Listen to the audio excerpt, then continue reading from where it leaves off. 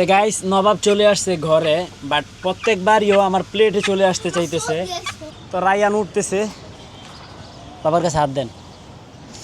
তো রায়ানকে আমি হেল্প করি। তো গাইস এই বালতির মধ্যে কি আছে রায়ান?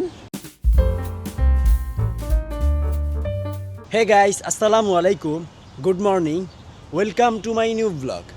তো গাইস আমাদের চিকনি পরি কোনো একভাবে এই ঘরে ঢুকে গেছে, দেখেন এই যে। তো ওকে এখন বের করতে হবে। আচ্ছা আগে হচ্ছে ওরা যাতে কেউ না বের হয় এটা আগে আটকাই দেই, এরপরে হচ্ছে চিকনি পরিকে বের করব। বের হও চিকনি পরি। এই যে চিকনি পরির ভয়ে সব হচ্ছে নিচে চলে গেছে।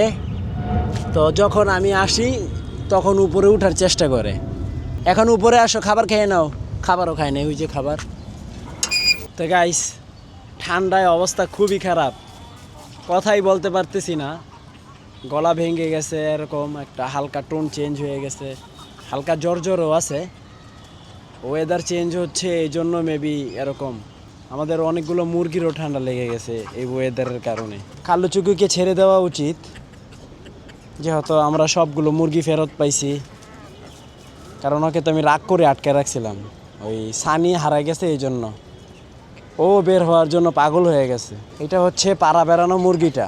কালুচুকিকে যদি ছাড়ে দেয় না, ও আবার পাড়া বেড়াইতে চলে যাবে। তো বাইরে থাকতে পারতাছি না রোদের কারণে, মানে এমনিতেই শরীর খারাপ, তার উপর আবার হচ্ছে রোদ, টিকতে পারি না। প্রচণ্ড ক্ষুধা লাগছে, আগে নাস্তা করে নিই। নাস্তায় রুটি আছে, এবার সুন্দর মতো রুটি খেয়ে নিব। তো গাইস বাতাসের কি পাওয়ার দেখেন, পুরো তুলসী গাছ ফালাই দিছে একবারে বালতি সহ। এখন এটাকে উদ্ধার করতে হবে। আয় আয়, এটা কি মুরগি? আমি কইতেছি আয় আয়। মাথা ঠিক নাই। বিসমিল্লাহ, এই শক্তি আসেনি শরীরে, আছে দেখ পুরো। বাতাসে হঠাৎ করে আইসা ধাক্কা দিছে তো পড়ে গেছে গা, আবার পড়তে পারে। এখানে রাখাটা ঠিক হচ্ছে না, আপাতত থাকুক।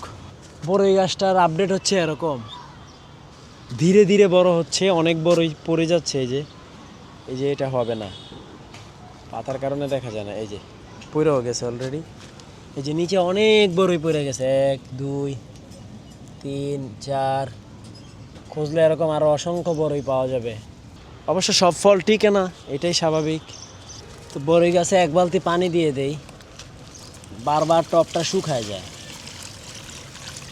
তো মাশাআল্লাহ এখানে যে এত বড় গাছ হয়েছে এটাই অনেক, আলহামদুলিল্লাহ।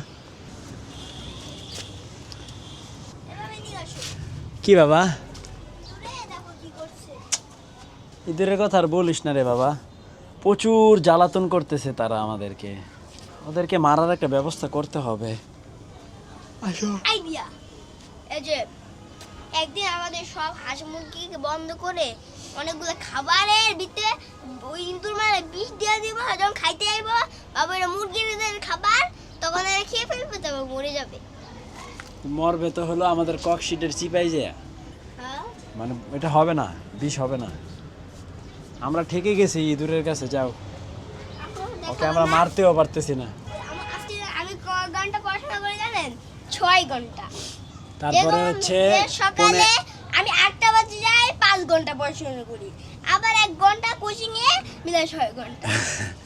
যান, আল্লাহ হাফেজ। এটা তো গাইস শামীমকে পেয়ে গেলাম। তো বাসায় এই মুহূর্তে কেউই নাই, সবাই হচ্ছে গ্রামের বাড়ি। তো আজকে সেও চলে যাবে, একটু পরেই চলে যাবে। তো ঠিক আছে, আল্লাহ হাফেজ, বিদায় দিয়ে দিলাম আগে। হ্যাঁ তো গাইস নবাব চলে আসছে ঘরে, বাট প্রত্যেকবারইও আমার প্লেটে চলে আসতে চাইতেছে, কিন্তু ওখানে খাবার দিছি, তো তুমি ওটা খাও, আমার প্লেটে আইসো না প্লিজ। তো যাই হোক, আমরা লাঞ্চ করতে বসেও গেছি। তো কই মাছ দিয়ে, চিচিঙ্গা দিয়ে, আলু দিয়ে রান্না করা হয়েছে আজকের খাবার। ওকে ও থাকলে ভাত খাইতে পারবো না। নবাব তুমি চলে যাও, শোনা, তুমি এদিক দিয়ে যাও। তুমি থাকলে আমি ভাত খাইতে পারবো না, যাও। তো গাইস আমরা এখন কিছু কবুতর ধরি, ধরার পরে এই বালতিতে সবগুলো কবুতর নিব, নেওয়ার পরে আমরা এটা নিয়ে চালে যাব। তো গাইস আগে আমি কবুতরগুলো ধরে নেই, রায়ান চলে আসবে না। আসো আসো আসো। তো এটা হচ্ছে অনেকটা ইউনিক হবে, বালতিতে করে কবুতর ছাড়ছি। হ্যাঁ, একলা সব কিছু করা যায় না, খুব কষ্ট হয়ে যায়।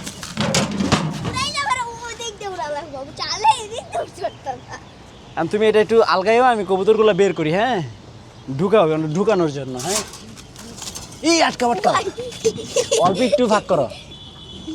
এইটা তা রায়ান, চলো এবার। তো গাইস, এই মই দিয়ে হচ্ছে আমরা উপরে উঠবো এখন। আসো আসো রায়ান, আসো। তো রায়ান আসলেই হচ্ছে আমরা কবুতরগুলো ছেড়ে দিব। তো রায়ান উঠতেছে, বাবার কাছে হাত দেন। তো রায়ানকে আমি হেল্প করি।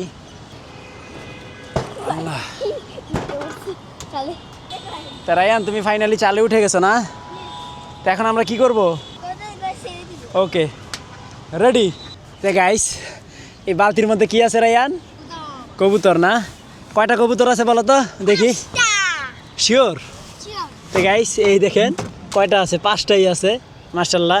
এখন সবাইকে ছেড়ে দিব।